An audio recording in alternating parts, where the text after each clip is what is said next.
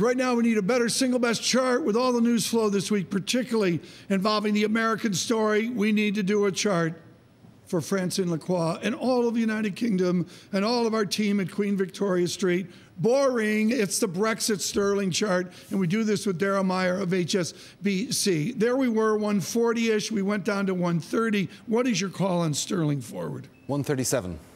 So we get a little bit of a rebound. Yeah. That's not boring, though. It's a great chart. Is that a great chart? Yeah. I did okay? It's and you know what's curious about it? It's been, I would say a month ago, people were so bored with Brexit. Right. But amongst our clients, obviously it's become much more of a discussion point again because we're getting to the crunch point. Yeah. And it's become much more of a trading debate. Well, yeah, we're coming to the, well, we're getting to the next crunch point. That's the best news I've heard, Daragh. We're coming to a crunch point. I'm so happy. Yeah, well, who knows? We'll see. Actually, maybe that was optimistic. Francine, jump in here, please, with some Brexit perspective on this chart. I mean, Daragh, just to the point, are we going to come to crunch point? Let's say the EU gives, the UK an option to either postpone by 22 months or crash out. Are they just going to go for the 22 months because Parliament doesn't want a no-deal Brexit?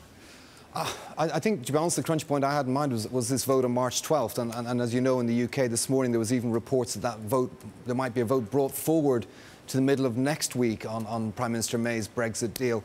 So, I was out for dinner last night with some colleagues, and we actually had quite an argument about how far would sterling fall if this vote doesn't go through on March 12th. And I think that's curious because, she lost that vote by 230 votes. So the very fact we're suggesting that cable where it is now is perhaps contemplating a successful vote on the 12th, I think is a remarkable shift in market sentiment in the space really of only a handful of weeks. So we'll have to see how that one plays out. I think the extension then, we have to wait for those the 48 hours for the next vote thereafter.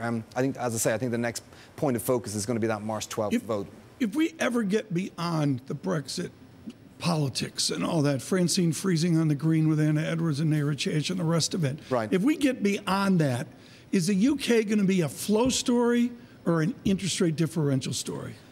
I think it's going to be a long time before we get beyond the Brexit story, because even pretend we get a deal on March 12th, then you've got the whole, debating the future relation. Oh, it's miles. Okay. I think, forget the Bill Gross retirement one. They'll be doing our retirement video feeds here on Bloomberg before we stop debating Brexit. But the question is, I think what happens is Brexit moves off the radar as being the dominant driver of sterling. We go back to that old school, hey, what's inflation doing in the UK? What's that PMI manufacturing done? How quaint. It becomes a much more Bank of England focus. But Brexit will always be there rumbling in the background for many, many years. Daragh, let's move the political risk. Let's say that actually, I think the vote should happen by March 12th, right? So in 2 weeks, we'll have an idea. Let's say that actually Theresa May pulls it out of the bag and manages, Parliament to vote for her deal. What does BOE do next? Well, on the evidence of the current data, I think they can steal from the Fed and say we can afford to be patient. We just saw another weak manufacturing PMI from the UK. There's still a lot of uncertainty.